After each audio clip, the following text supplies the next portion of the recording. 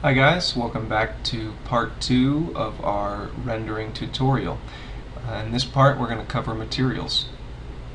Essentially what we're trying to do in a rendering on a very basic level is to capture the human scale of a given three-dimensional space. Part of that is working with the scale of the materials.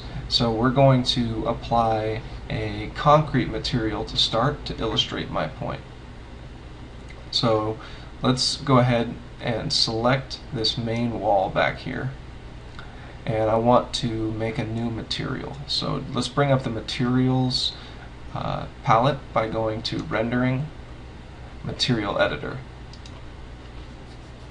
Okay, and I want to make a new material, and I want to choose, I selected here the type of material.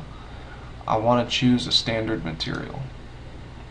Okay, and in that standard material I've got a few options, but the most basic option is the diffuse color. If I change the diffuse color, the color of the material will change.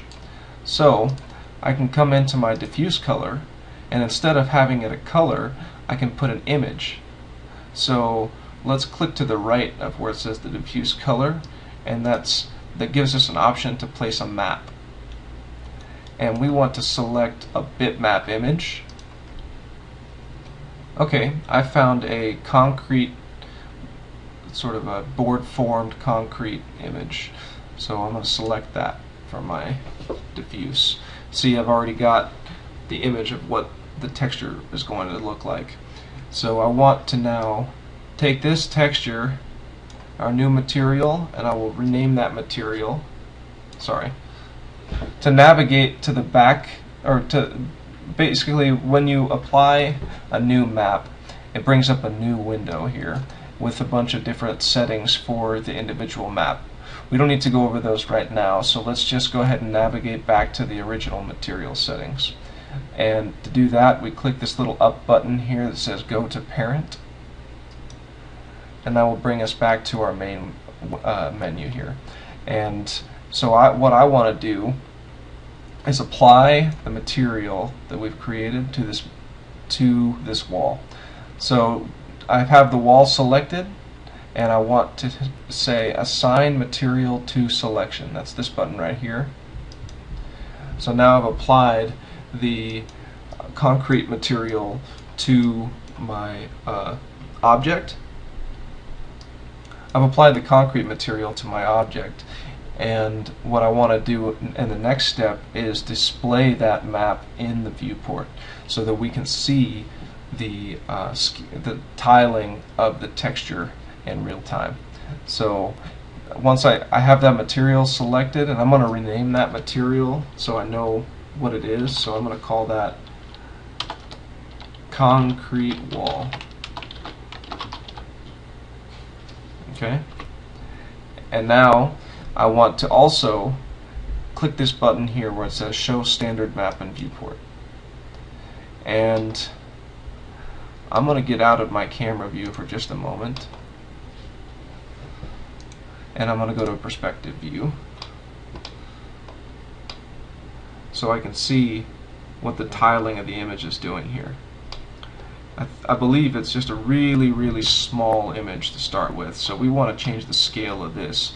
But to start dealing with the scale of a texture, we have to put what's called a UVW map on top of our object in order to tell it how to receive the texture and how to display it. So if we select that object, we want to come to our Modify tab and come on the modifier selection, come down and select UVW map. Okay, and it gives you a bunch of different settings that you can apply.